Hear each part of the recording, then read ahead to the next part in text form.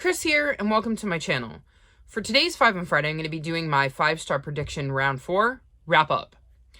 I'm going to be doing this vlog style instead of sit-down style, and we're going to see how this works.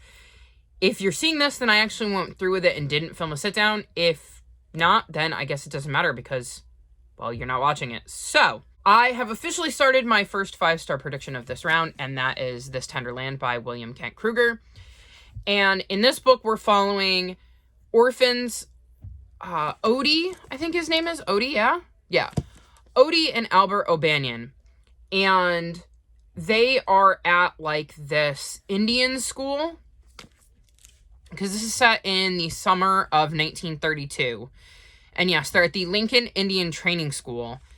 And basically, that's a school where Native American children were forcibly taken from their families and forced to stay there.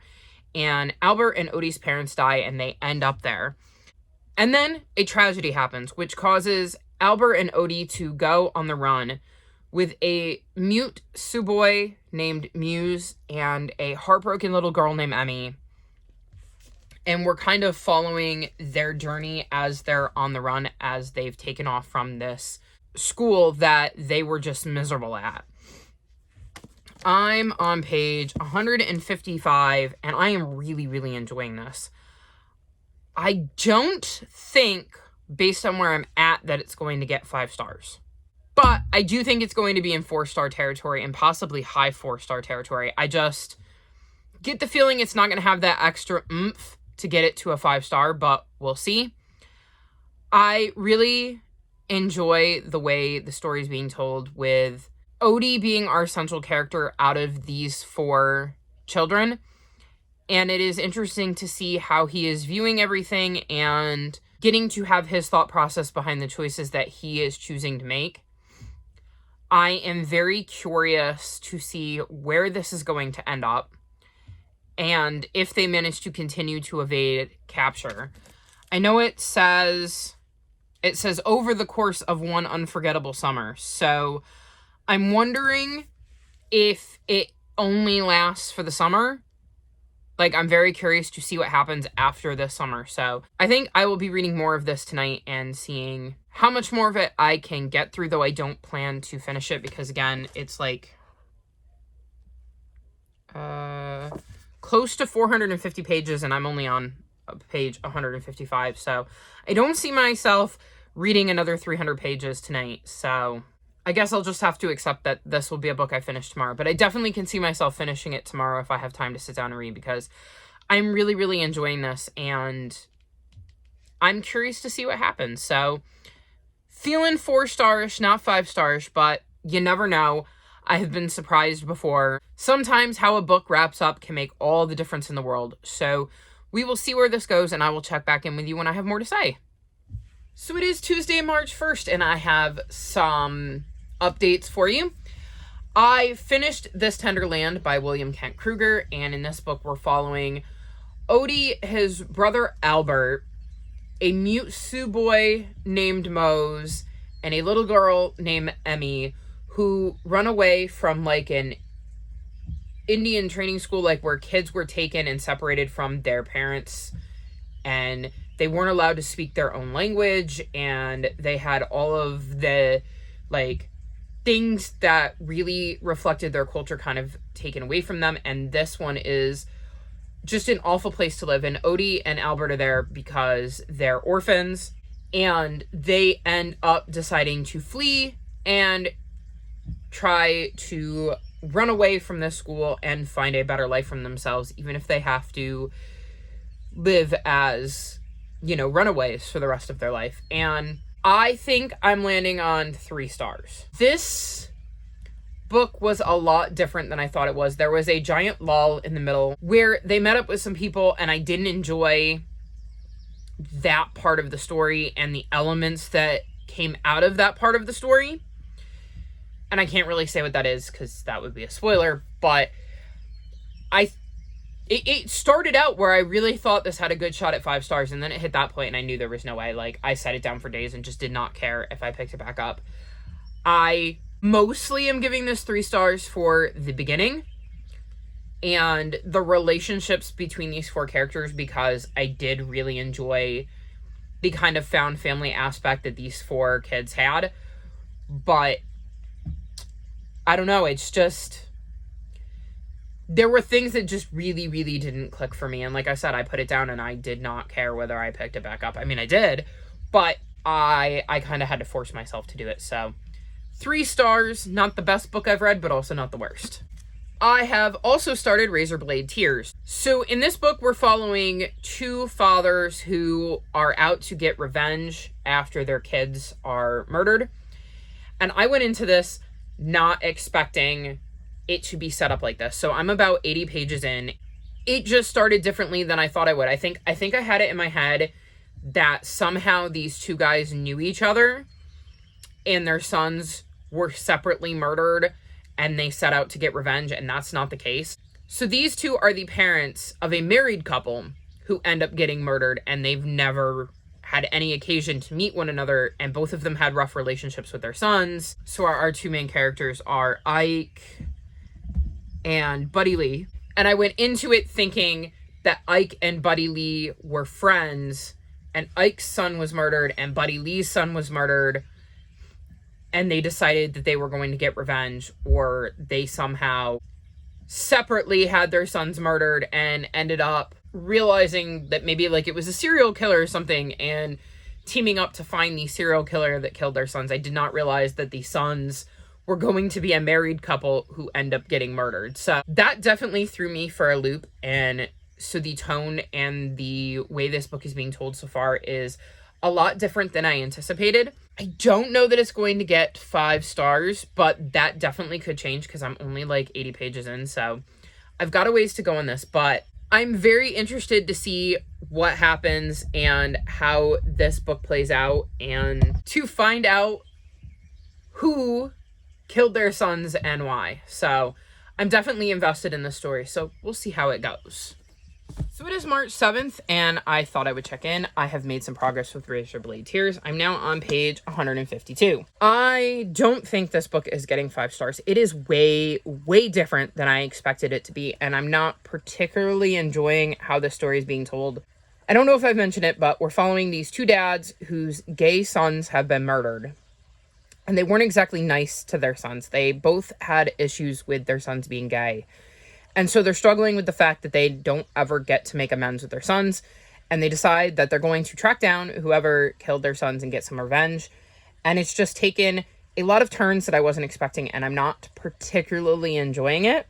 I'm going to power through and at least see what happens, but kind of like with this Tenderland, it feels like a book that I could put down and not pick back up and not care that I didn't pick it back up. So far, I am not doing good with my 5-star predictions. I really don't like either of the dads, and so it is very, very hard because we know nothing about the sons. We didn't get to see the sons when they were alive at all, so I formed no attachment to any of the characters in this book, and it is definitely making me struggle because I'm not attached to anybody. I just don't really care, but I'm gonna soldier through it because I don't like DNFing my 5-star predictions, mainly because I want to know what I would rate them if I actually read the entire book, but right now this is feeling very 2-star-ish, so we'll see. Either way, I wanted to give you an update on where I was at and what I was thinking, and I probably won't check in again until I'm done, so here's hoping I can finish this in a relatively quick fashion, even though I really would rather be reading the other books on my TBR.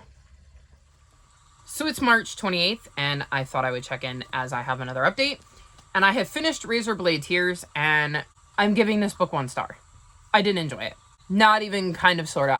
I think if I hadn't been reading this for 5-star prediction, I probably would have DNF'd it, if I'm being completely honest.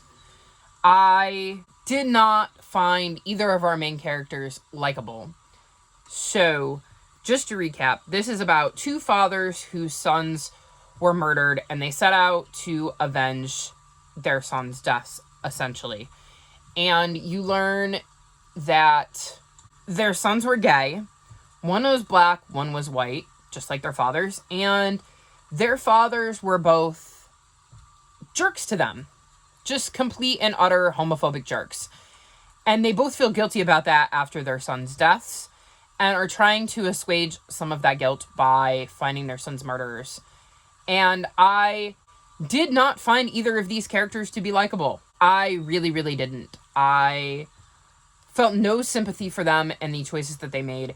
We did not get to know the sons before they were murdered, so I had no connection to the sons, so it wasn't even like I was invested in seeing the people that killed the sons go down. So I had no connection to any of the characters in this book. I was really not into the way the story was told and the things that happened and the way the plot unfolded and the way these two characters went about things. And I just was really bored for a lot of it. So yeah, 1 star, not for me, did not enjoy, would not recommend. Next, I have started the Mistress of Paris. I am on page 156. And this is set during World War II, and we've got 2 main viewpoints. And the first is Nene, who is working to kind of sneak around and help get people out of occupied France, and is kind of working on the underground in helping people move around or passing along messages. And the other point of view is Edouard, and he is imprisoned in a labor camp and has been torn from his young daughter. The other point of view that we have gotten, I want to say once or twice at this point, is his young daughter. But our 2 main points of view are Nene and Edouard, and we're kind of seeing their journey during, well, World War II and what they're dealing with, because we have him in the labor camp and her trying to help innocent people get out of France. And I don't think this is getting 5 stars. I just don't. It feels very 3 stars to me right now, which means so far I'm doing fantastic with my 5-star predictions this round. I'm really not doing great. Hopefully the other 2 will be ones I enjoy, but this is another one where I kind of feel like I could put it down and not necessarily need to pick it back up, which is a shame because I really liked the premise and I like books that are set around World War II, but this one just isn't clicking for me in the sense of wanting to continually pick it up. So we will see. I will definitely be finishing it in the next 2 days because it is part of my March TBR and I'm already partway through it, but I'm not feeling real high hopes that I'm gonna love this one. It would have to drastically change, and I don't think that it is going to be able to suck me in enough to hit that 5-star level. Maybe 4 stars, but definitely not 5. So it's all right. I'm getting through it, but it is not my favorite. And this is another one where I'm struggling to connect to the main characters, and that makes it difficult. I am somebody who absolutely loves plot, but I am more character driven. I have to be connected to the characters. If I'm not connected to the characters, the best plot in the world won't save the book. So I'm struggling with this one because I'm not as connected to the characters as I would like to be by this point in the book. We'll see. Maybe something will happen that'll change my mind, but as it stands now, I'm thinking 3-star. But I still have a good chunk of the book to go, so a lot could change between now and when I finish it. So it is now April 4th, and I have officially finished the Mistress of Paris. I am going 3.5 stars on this. I did not get attached to the characters the way I needed to really get into the story. I wasn't super invested in what was happening to them or their journey. I wasn't a huge fan of how the book ended, but I thought it did a good job of shedding light on a part of World War II that I wasn't as aware of. Because prior to this, I had never heard of the French labor camps, and I hadn't heard what the people there had obviously been there for and what they had to live through. So I thought it was interesting learning about that and learning about Nene, who is based on a real person, I believe. Nene, our main female character, is based on Mary Jane Gold, an American heiress who I think did something similar to what Nene did in this book, or was somehow involved in World War II. So I thought that was interesting, but like I said, I didn't connect with Nene or Edouard, so It wasn't my favorite book, but I also wouldn't have said it was a waste of time to read it. So if it sounds interesting to you, I think you should check it out, because just because I didn't connect with the characters doesn't mean you won't. I've also read We Are the Brennanns, and in this book, we're following the Brennan family. It starts off with Sunday Brennan, and she is living in California and gets into an accident, a pretty bad car accident, and her brother is her emergency contact, and he kind of drops everything and gets her and brings her home. And it's the first time she's been home, really, since she left, and there are a lot of things that the members of the Brennan family are keeping from one another, so it's really revolving around the Brennan family and the secrets they aren't saying and the love this family has for one another. I ended up giving this book 3.75 stars. So far, easily the book I have enjoyed the most out of my 5-star predictions, so I am really not doing well this round. I basically flew through this book. It was a really, really quick and easy read. I really enjoyed the Brennan family and getting to know their characters and learning what they were hiding from one another and seeing how each of them struggled with that decision. I thought for sure this was going to be in 4-star territory until the very end. And then the end happened, and it just was not for me. I did not like the way this book wrapped up at all, which is what knocked it down. The ending really brought this book down for me. I was thinking maybe even 4.5 stars. And then the ending just knocked it down, and it is just barely 3.75. Like, it only just got that because of how much I really disliked the ending. So, I enjoyed a lot of things in this book, but that ending, man, just really ruined it for me. That leaves me with just the Firekeepers Daughter, and hopefully I will enjoy that one better than I have enjoyed the rest, because I believe, if memory serves, I gave We Are the Brennanns 3.75 stars, as I said. I gave the Mistress of Paris 3.5. I gave Razorblade Tears 1, and I believe I gave this Tenderland 3, so not the best round of 5-star predictions. So hopefully the Firekeeper's Daughter can save it, and I can at least get in the 4-star range and have a book that I'm, like, really happy to have read, because so far this round has been a little bit lacking. So it is April 28th, and it is time to talk about my last book for this round of 5-star predictions, and that is Firekeeper's Daughter.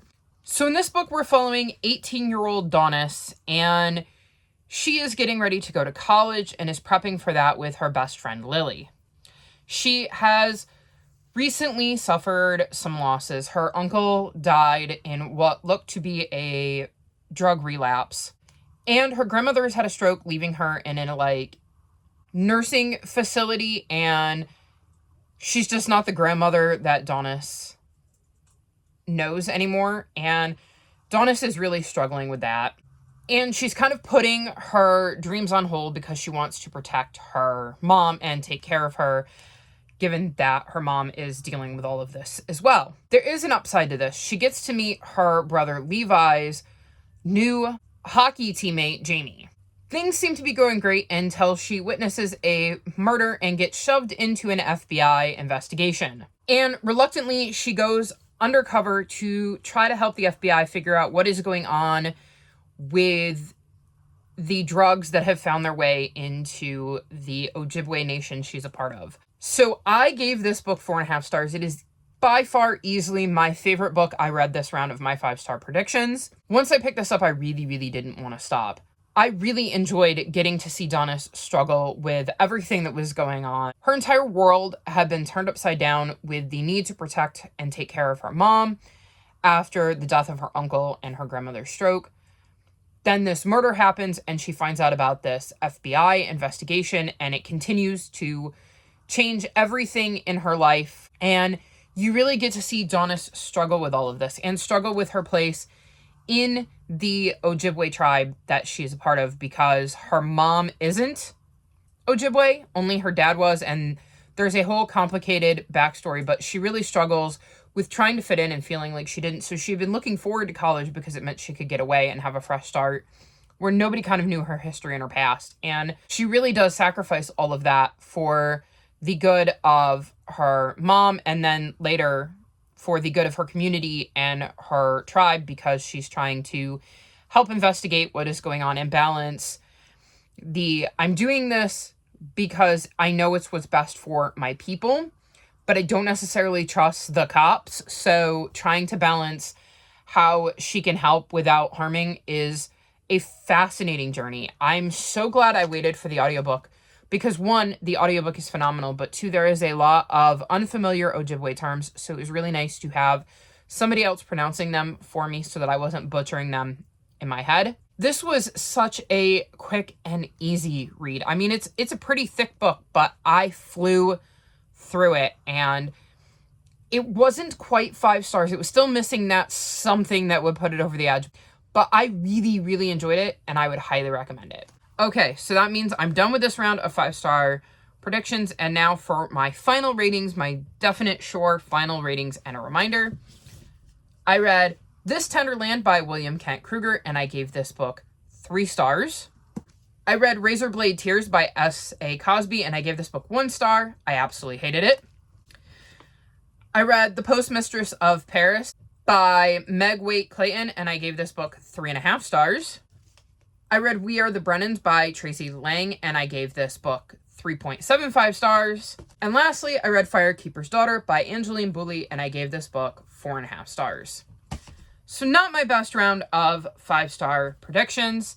I only had one book that I really loved. The rest I found lacking. Like I said, I hated Razorblade Tears, and as you saw, I struggled to connect with the characters in The Mistress of Paris. Some of the endings didn't work for me. It was just a real crapshoot on the types of books I chose and whether I connected with them or not, but at least I did find a new favorite in The Firekeeper's Daughter, and a author that I would definitely read more from in the future. Though, to be fair, I would also check out more from Tracy Lang in the future because I like the way she wrote. I just didn't like this ending, so maybe another book by her would work for me. So that's it for this round of 5-star predictions. All of my social media, including my Discord, is linked in the description below. If you've made it this far in the video, leave me star emojis, like this video, and subscribe to my channel, and I'll talk to you next time. Bye!